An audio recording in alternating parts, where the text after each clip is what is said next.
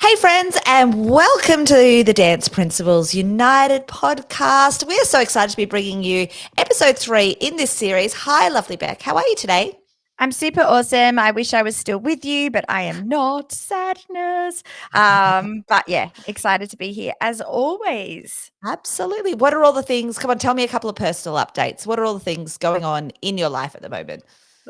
What did we have? I actually had a weekend off. That was How exciting lovely. for me. Yes, I actually had a weekend with family and saw my dad and saw Oh, nice. Tim's mum and dad. It was really nice. And I felt so refreshed Mhm. yesterday when I went back to work. Like I actually, when you've just had a weekend off and then you're like, yes. And I kind of feel like, there's only a few weeks to go. We've got concerts coming up. It's very exciting in the studio. So yeah. What about you? Tell me your personal update. Personal updates, big questions. I've had a lot of family things on. I had a lovely time. I'll say to Beck, we were actually having this conversation off mic, off camera, off mic, whatever we say beforehand. And I had a big, family. We have a big family, and we do a lot of like big family things. So it was my auntie's 70th birthday. So, there was 70 something people there, which is just family, and that's pretty standard. So it's a big thing in our family. And I was saying to Beck, that same thing with the weekend. Like, it was so lovely because I actually find sometimes, like, I'm a bit of a hermit. Let's be honest. Sometimes I like to stay at home. Beck's face. I like to stay at home by myself and just hang out for the weekend and recharge. But what I tend to do when I do that is I don't work. I definitely don't work, but I do scroll. Mm, And I have that dreaded scroll thing, mm. and I never feel refreshed coming back on a Monday after I've had like, "Oh, I just had a relaxing weekend, I sat around the pool." Also, I scrolled. And I feel like, that difference because when I'm at a big family event or when I'm out with friends or doing something, I am very conscious. I'm that person that puts my phone away because I don't want to be rude. And yeah, I just feel so much better for it, right? Yep. Absolutely. I totally agree. And Mm. sometimes I think you don't realize how big of a thing that is to actually have an entire day or weekend off until you get to the Monday and then you're like, oh, I feel so much better today. So important to take Absolutely. that And time out.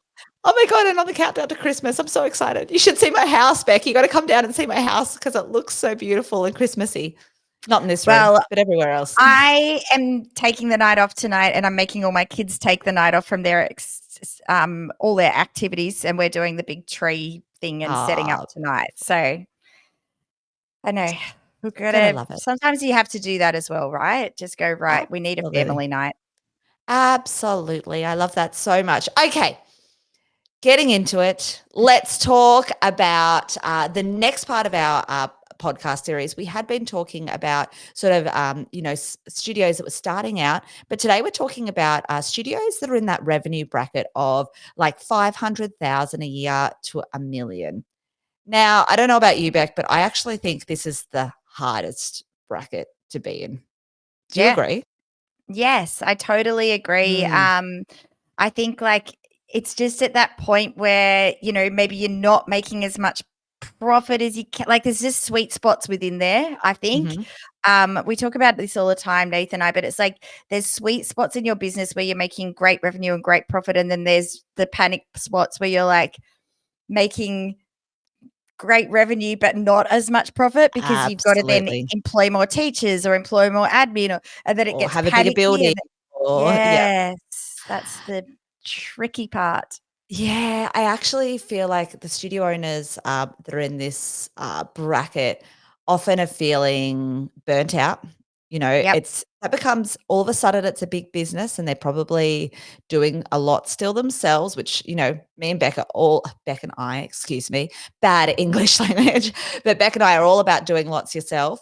But it does start to feel like that burnout kind of period. And especially if you haven't like already got the systems in place and all of a sudden you've had this huge Mm, growth period and you're like, "Oh shit, now I've got to try and patch all these holes." Often feel like studios that are kind of this, they have all these like holes with like, I imagine band-aids all over them. These things that are being mm, fixed, but it's then hard to kind of like scale out of it, I guess, unless you really like fix those band-aids with something a little bit stronger. And what I'm talking about in that is, staffing systems, enrollment systems, like back-end systems, admin stuff, that can really help you through this. And I think focusing on that's an important, I don't know, it's just such a hard time. It can be a really hard time until you kind of like push through the ceiling of it, I feel. Oh, I absolutely agree with you. And I think like accounting systems as well, like, Mm, you just suddenly you've got so much more of the invoicing or however you do it to do and simplifying that. Like that was one of our biggest game changers, like just going on to direct debit. And there's yep. so many things, Amanda, so Yeah. many things. It's always crazy. We work with a lot of studios that are in this revenue bracket, especially those ones that are kind of like just sort of starting there, they're around that 500K mark. And I love helping them implement the system so that they can fly through it and it can be really profitable for them and make it that little bit easier as well. Because, getting past that and getting towards that top end is so, so important. It's so fun. Um, Okay, so we got a bit more structure to our conversation today. Always good to have some structure. I'm standing up. I'm ready to go. I've got my energy ready because it is November and we need the energy. There's no coffee in my cup this morning. So, Beck, if people are listening to this and they're not quite at the 500K mark or, in this bracket, the 500 to a million mark, what's something that you feel can really help push them into this bracket that they could be doing in their business? Yep.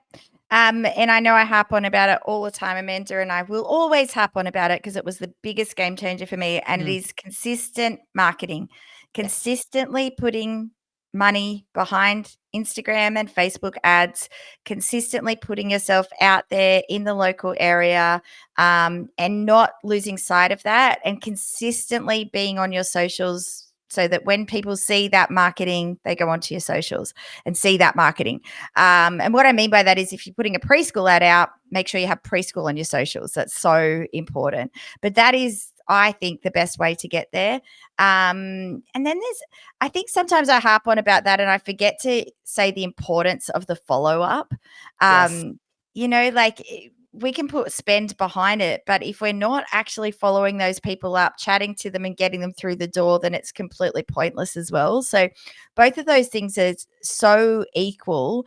And if Mm, you can have an automated system, which I know we do with our SGC members, where those follow-ups come through really easily and you get the text message reminder, that's a game changer too. I don't know about you, but if I don't get a text message reminder for anything, I don't turn up to it. yeah, absolutely. That's just how people work now. It's so interesting, right? Like, we've worked with people in the past. They're like, oh my God, I thought I was okay. I always try to get back to my messages and my emails. I thought I was doing a good job. And then I looked at it and it looks like sometimes I don't follow them up enough. It's like, yeah, it becomes very apparent because you get busy, right? It's not on purpose. It's not anything like that. But, one follow up for people just isn't enough. You've got to keep following people up, quite often because, like you catch them on a bad day. Doesn't mean they're not interested in your dance classes, just means they're busy that day and they didn't answer the phone or reply to the text or whatever that is, right? And you've got to keep trying and trying and trying. So it's such a interesting thing.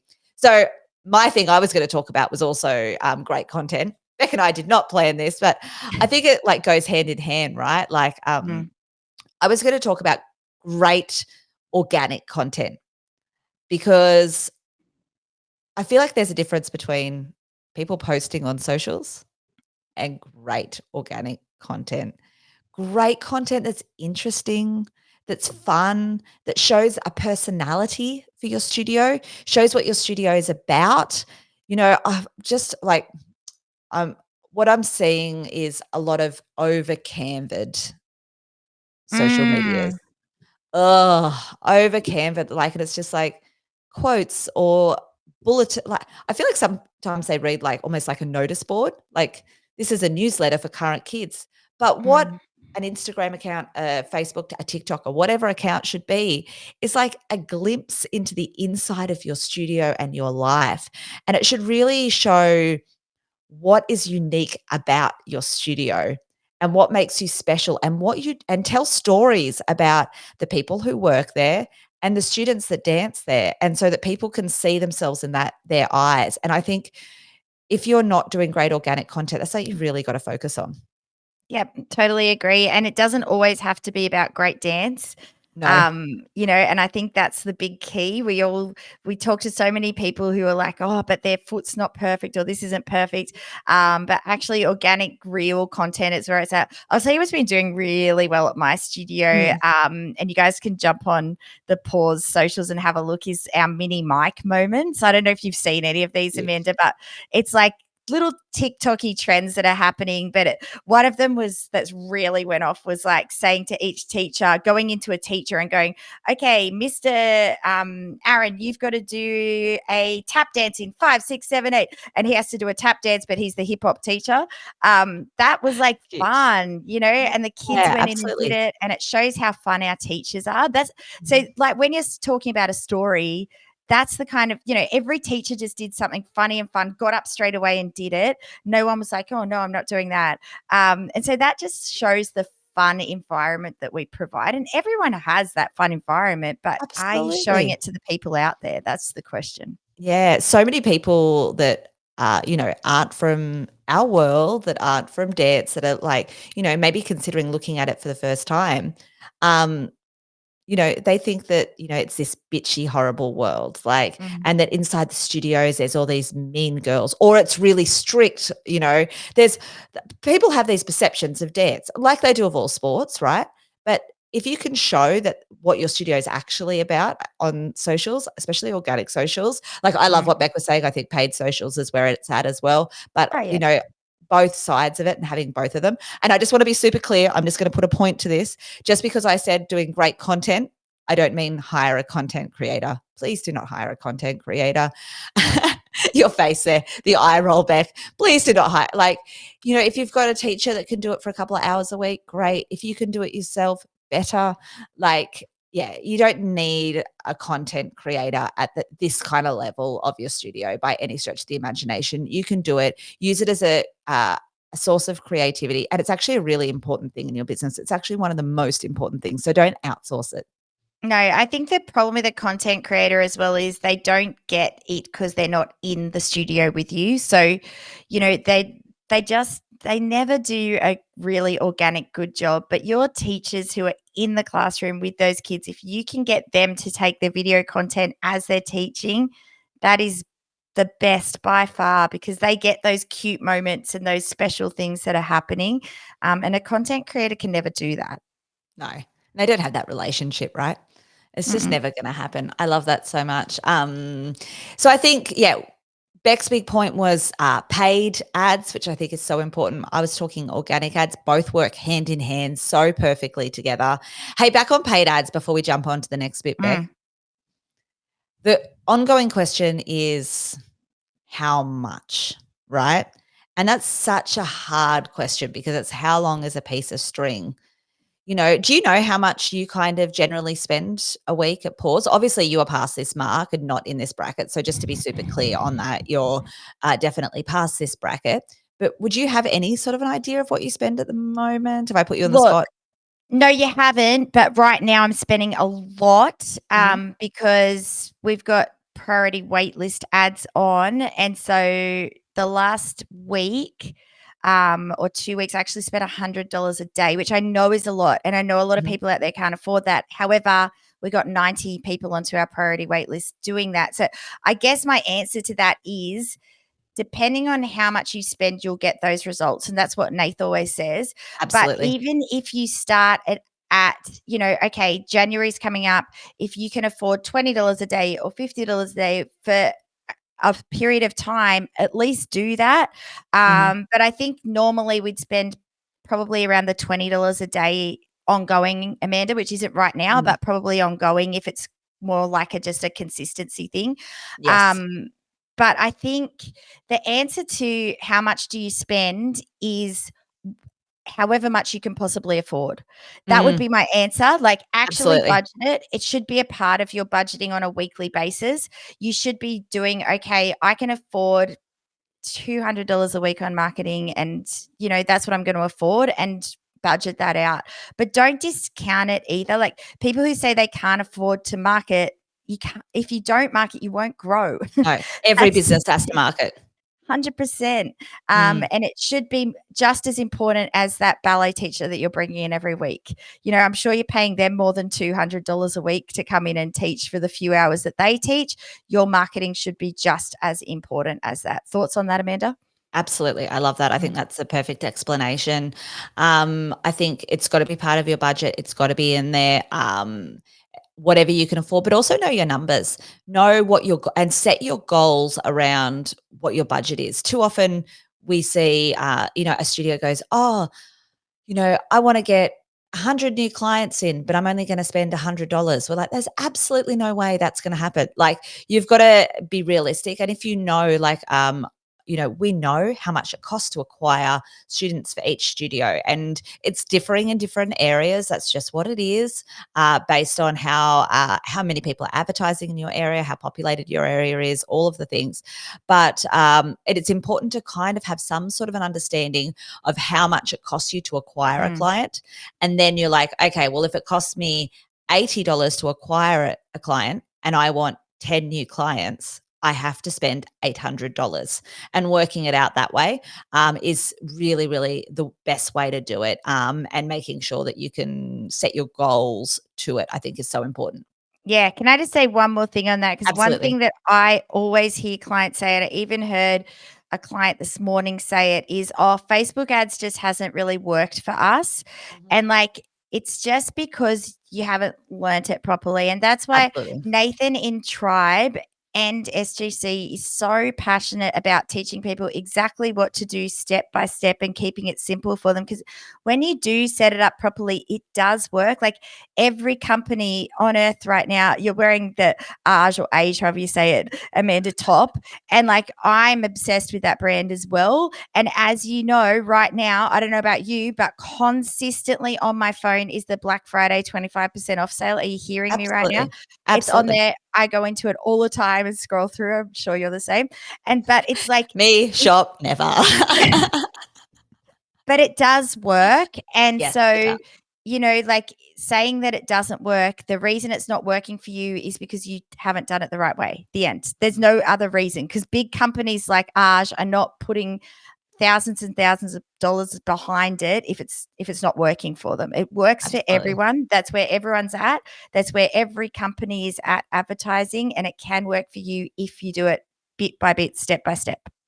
Absolutely. I love that. All right. Let's go back to our structure that we always get off topic from. No, we're doing well today. So, what is one thing to be really mindful of if you're in this bracket? If you're between 500 and a million currently, what's one thing that you feel like the studio owners really need to be aware of and mindful of to really make sure they're optimizing their business? Yes. So I think I mentioned it before, but the biggest thing for me is that more students doesn't equal more profit. And remember, we're talking revenue here. So that's how much money's coming in, not how much profit the business has. But Yes, sometimes you get more kids in and then you have to get more staff in, and that actually makes it harder.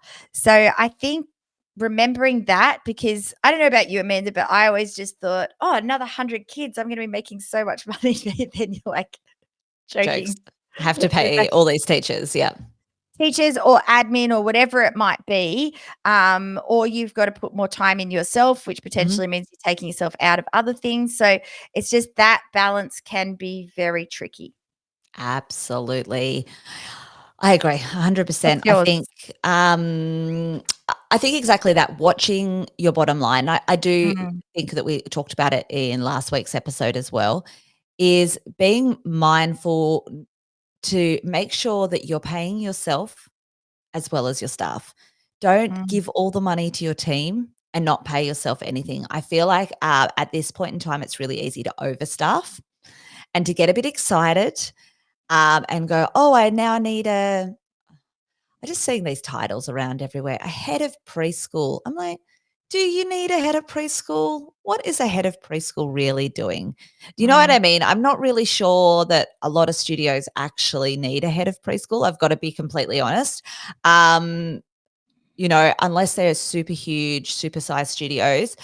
I'm not really sure because obviously, for the preschoolers, the class is actually, there's a lot of things to do for preschoolers, but in a lot of ways, it's a lot easier than the older kids.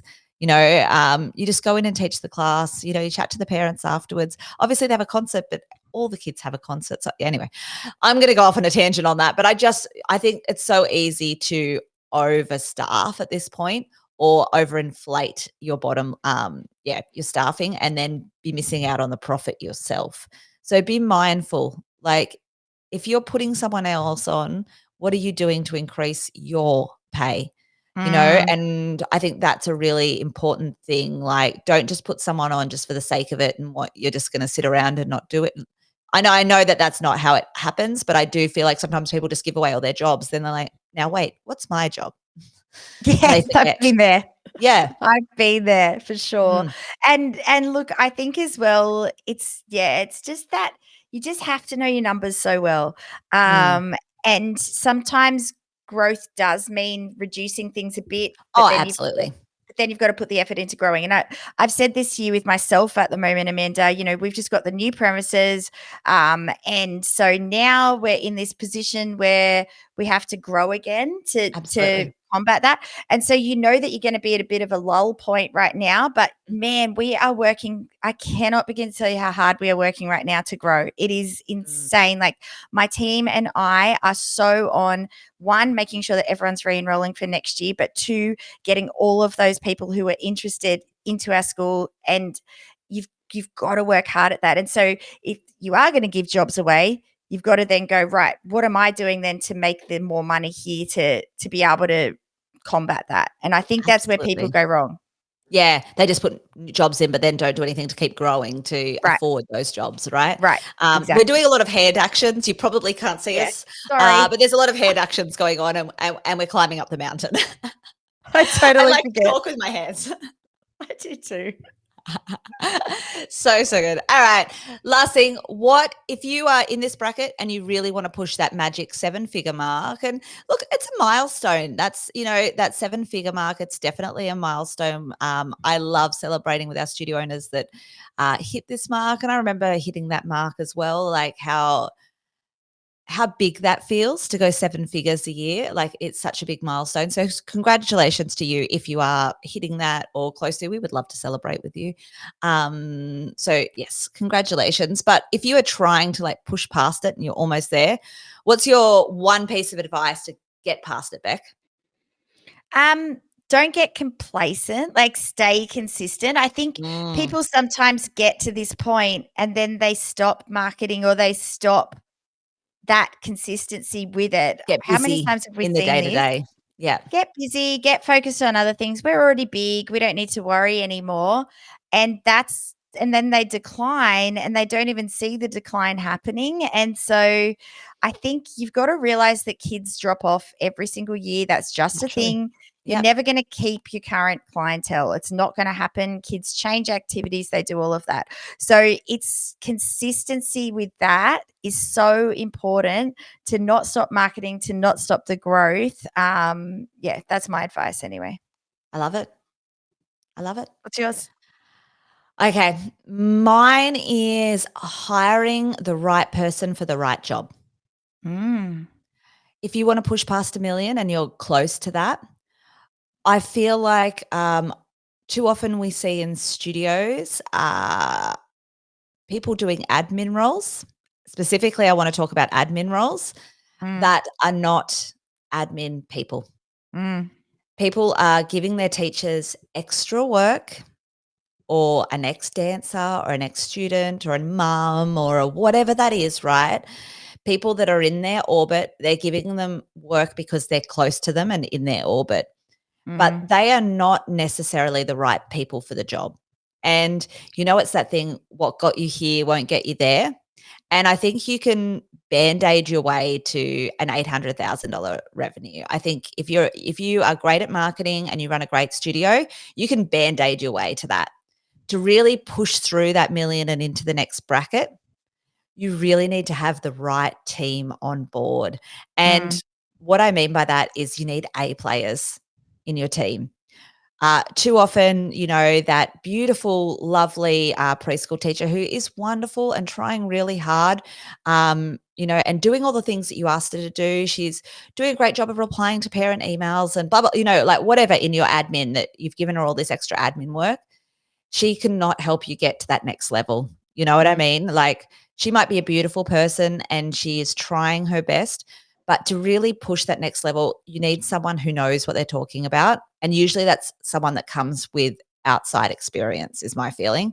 That's like, I'm going to be a bit controversial in saying that. I don't know. But I really think that you sometimes need someone who has done it before, who's going to come to you with ideas rather than just doing what you tell them to do.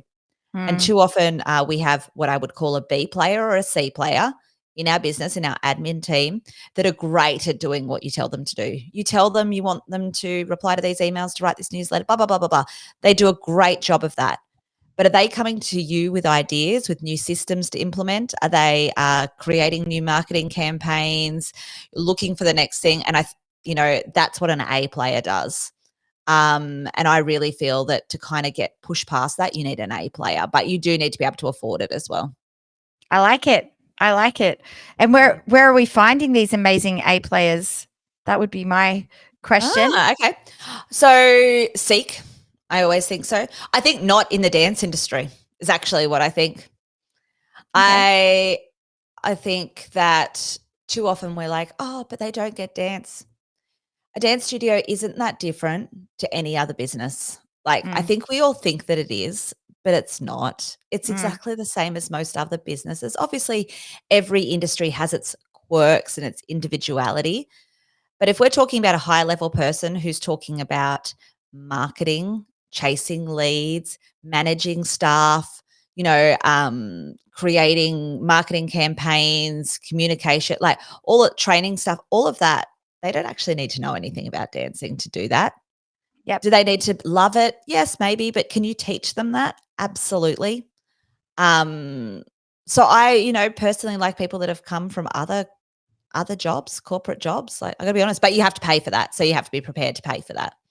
Yes, I love it. I love it. It's definitely an interesting perspective on it for sure. And I totally agree with you. And I think you can get it that way. I think you can also get that sort of support from groups or business groups or stuff like that, that Absolutely. create amazing systems and do that sort of stuff as well. I think you Absolutely. can, if you do have a rock star in your studio, you can always upskill them as well, with different things like that. Would you agree with that? Oh, absolutely. Yeah, Absolutely. And don't get me wrong, I think there's always room for growth with staff, for all of those things and great training and things like that. But I think you've got to make sure you've got the right team and someone that's I willing to totally grow. agree. And maybe Yes. that's maybe I was being a little bit harsh a moment ago. Let me retract a few of my No, no, my previous comments, but I think that they have to be willing to grow and change. I And too totally agree. often we see the preschool teacher who is a beautiful girl and a great preschool teacher who's just doing the bare minimum and doesn't want to grow their skills and learn their skills because they're not actually passionate about working in an admin side of a business. They're just doing it Yes. for extra money. Yes, I totally agree. And Mm. sometimes you get, I'm going to sound controversial now, but older admin people who don't want to move with the times. And Yep. I think that's really Or even hard if they're as not well. older, even if they're just some people True. just wanna not move with the times, right? Yeah, and I think there's so many systems and things that simplify your business now, and so many, automations that can help with, like I said before, bringing those new clients in. And, Mm. if they're not willing to opt into that, they're probably not for you. Yeah. You gotta have someone that is excited to learn, excited for new ideas, excited to keep, because every industry, not just our industry, is always changing. It's always evolving, and you need someone that is excited about that, gets excited about the numbers, gets excited to grow, to learn for their own self, to build your business, and to bring ideas to you as well, rather than just a person who's just doing the bare minimum and getting by, right? Absolutely, absolutely. Well, we have talked for a long time today, Amanda, which has been Us? amazing. Never. But we hope you guys really enjoyed that session. We hope you got a lot out of it. We would love to hear from you where you're at. If you want to push further, we are always here to push people further. It's what we love doing most, right? It's our favorite thing to do. Absolutely. Hey, can I tell our podcast listeners about a few exciting things? Yes. I think to wrap up the year, we are going to do our Ask Us Anything podcast. So we're going to have that on our socials. If you've got any coaching questions that you want answered live on a podcast, please let us know. Names won't be included or anything like that, but let us know. We'd love to answer your questions on one of our final podcasts for the year. That is super exciting. The other thing is we have some exciting news about Melbourne next year, and we've got some exciting things going on in Melbourne next year. So if you want to know more about it, if you're a person from Melbourne and you want a bit of a sneak peek at it, drop us a DM. Tell us you're from Melbourne and we'll chat to you more in the DMs before we release it publicly as well. It's very mysterious of you, Amanda. I love it. I love it. I thought we'd just be a little bit mysterious today. Melbourne friends, we just wanted to reach out and tell you we love you. Yeah, we do. Absolutely. Well, thanks so much for listening, everyone. And we will talk to you next week. Bye-bye. See you. Bye.